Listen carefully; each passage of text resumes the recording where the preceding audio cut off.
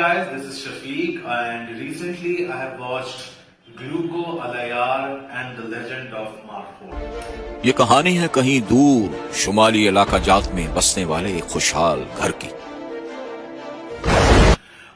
पाकिस्तान के अंदर animated films जो हैं वो एक बिल्कुल ही नया डोमेन है। बेसिकली सिर्फ 2 फिल्में रिलीज हुई हैं जिनमें से एक थी दीन बहादुर और एक उसका सीक्वल था। अल्लाह यार बहुत प्रॉमिसिंग फिल्म लग रही थी, मगर अनफॉर्चुनेटली फिल्म के अंदर बहुत सारे लूप होल्स हैं। फर्स्ट ऑफ ऑल स्टोरी बहुत ही वीक है, स्टोरी के अंदर बिल्कुल जान नहीं है।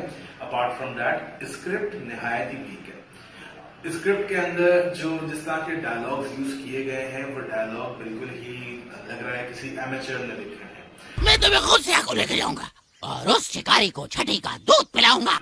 किसी भी एनिमेटेड फिल्म के अंदर जो बहुत ही की पॉइंट होता है, जो उसकी स्ट्रेंथ होती है, वो उसकी वॉइस ओवर्स होती है। इस फिल्म के अंदर वॉइस ओवर्स बहुत बुरी हैं और they look too much forced. बिल्कुल भी लेट्स से मजा नहीं आ रहा है, बिल्कुल भी इमोशनल कनेक्ट क्रिएट नहीं कर पा रहे हैं। फिल्म के अंदर जो कैरेक्टर्स हैं वो कहीं इधर से लिए हैं, कहीं उधर से लिए हैं। कोई रब्त नहीं है किसी चीज का।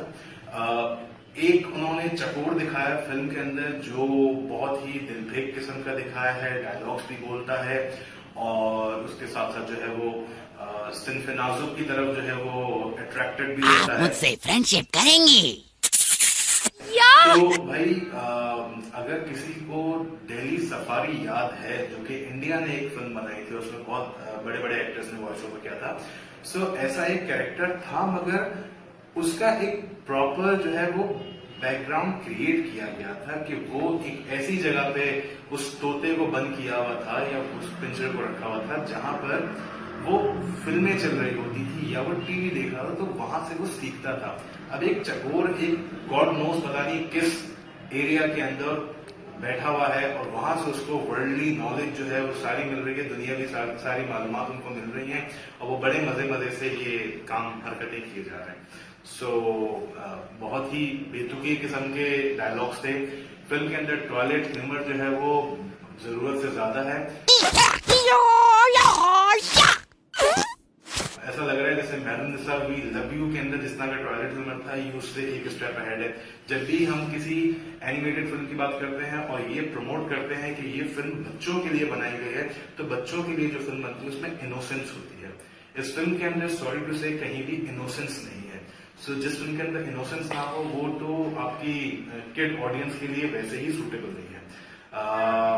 फिल्म की अगर आप बात करें, जो इफेक्ट्स हैं या जो जिस तरह की एनिमेशन है, बिल्कुल इंप्रेसिव नहीं है। अगर घास के ऊपर वो साहब पैर रख रहे हैं अल्लाह यार, तो घास जो है वो डिफॉर्म नहीं हो रही है, उसकी शेप बिल्कुल वैसी की वैसी है।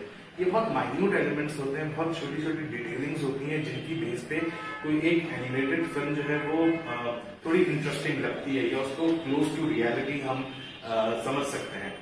फिल्म के अंदर बहुत सारे लूप होल्स हैं। आई एम रियली डिसअपॉइंटेड क्योंकि इस फिल्म के अंदर बहुत ज्यादा इन लोगों ने प्रमोट किया था कि बहुत अच्छी बनेगी और something really nice will happen, but sorry to say film मजे की नहीं है।